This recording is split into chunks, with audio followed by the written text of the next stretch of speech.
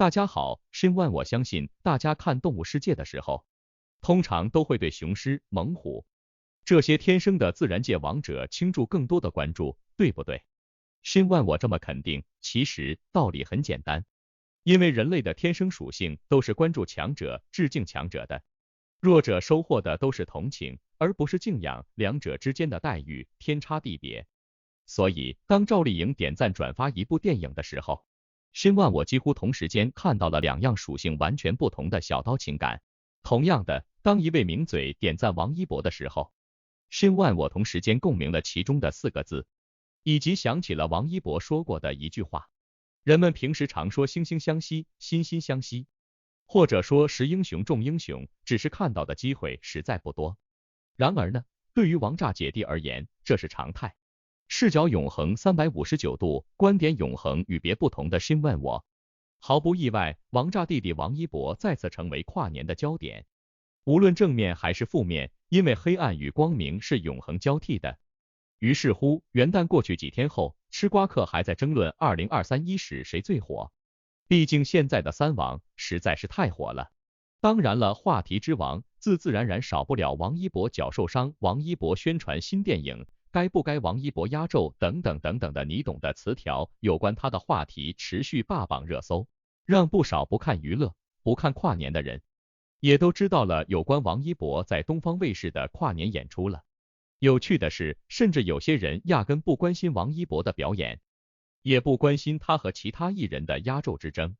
更不管他是不是顶流，结果偏偏是因为风闻王一博踩到舞台的钉子，导致手脚多处受伤，产生了好奇和关注。跟着发现王一博无论在表演中还是表演后，他都没拿这事求关注，而且这个王一博在表演结束后，只是用手指摁着受伤的地方，还生怕别人知道，给主办方带来不好影响。这份细心，说白了，无数人其实都看见了，其中包括一位名嘴。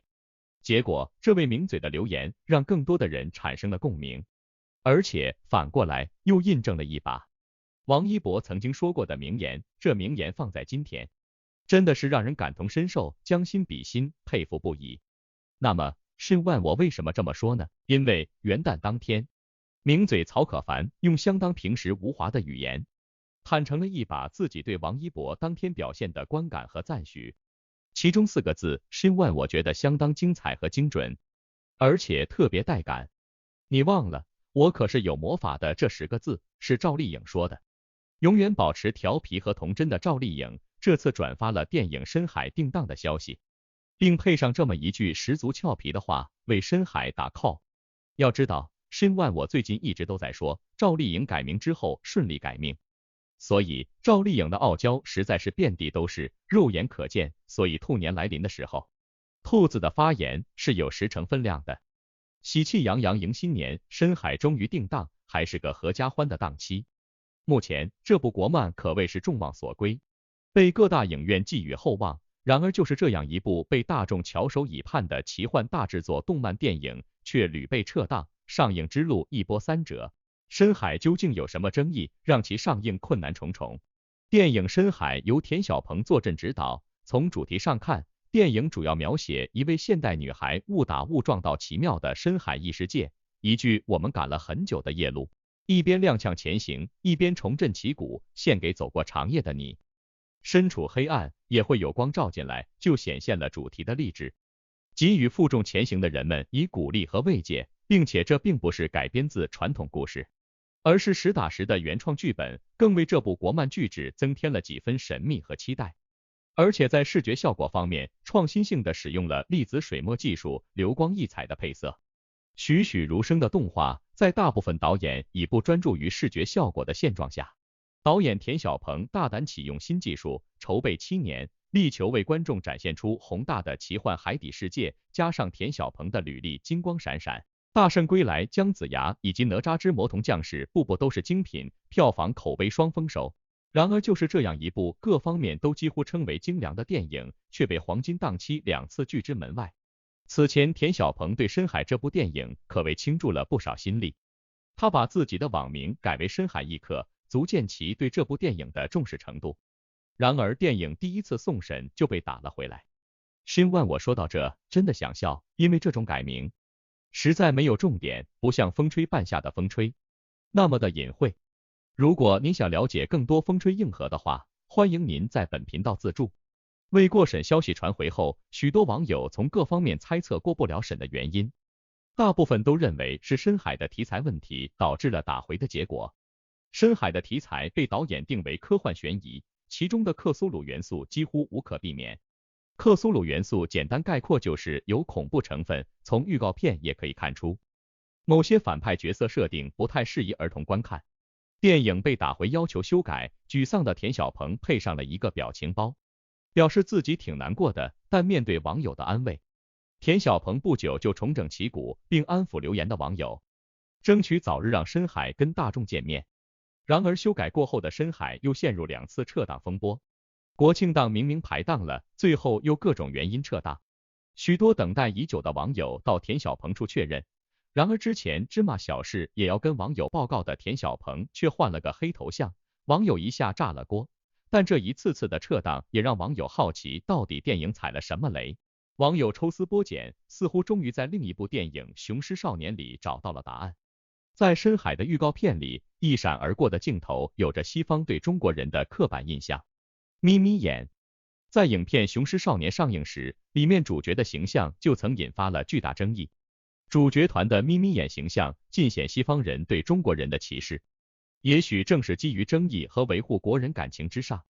后来的深海就卡得比较严，尽管眯眯眼镜头并不多，但明显当时导演都对深海的上映不抱什么期望了。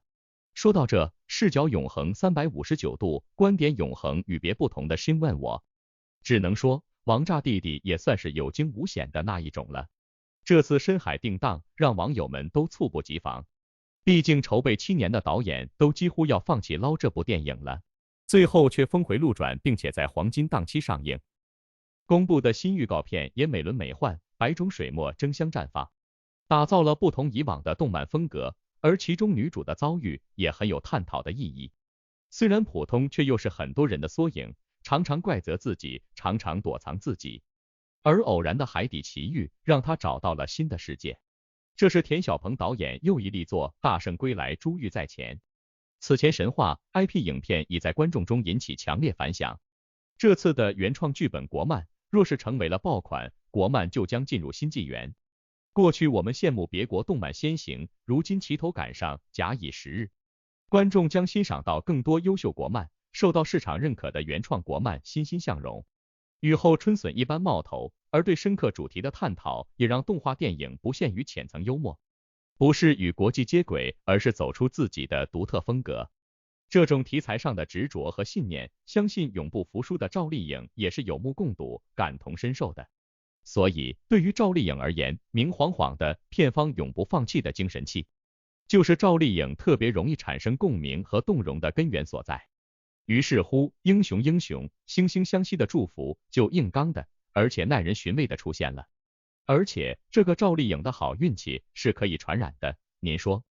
对不？而且另外一个原因也是肉眼可见的，那就是动漫合家欢的亲子时光。对于申万我的火眼金睛，您赞同不？神奇的是，看到王一博小伤不下火线，同样有目共睹的名嘴曹可凡，于是乎不由自主的提到了4个相当精彩的关键字。申万我特别欢迎您仔细的留意一下，他说，每年梦圆东方跨年晚会，总能有缘认识一些年轻优质艺人，这次认识了王一博。作为一个不断拓宽自己边界的优质年轻艺人，一博不仅能歌善舞，而且这几年涉足综艺主持、影视剧表演，与众多业内大咖合作，越来越磨练，绽放出自己的光芒。而在摩托车赛场上的拼搏和在慈善事业的亲力亲为，也让其收获良好的口碑。昨晚梦圆东方跨年晚会，一博又以其像阳光那样，给人们带来温暖与慰藉，清新脱俗，美不胜收。期待一博在兔年奋力一搏，创造新的奇迹。说到这，欢迎您在评论区中留下不同的感想和精彩的心声。更多的精彩未完待续，欢迎您继续关注本频道，并且记得打开小铃铛，以免突然失联。您留意到了没有呢？清新脱俗这4个字在名嘴的评论当中是不是显得特别的雅致和精准？申万我相信，或许这正是许多人脑际划过的最直接的观感。这跟王一博在《创造101》中说过的一句话相映成趣，不仅概述了王一博自己，也相应提醒了所有努力中、奔跑中、风雨中坚持的人。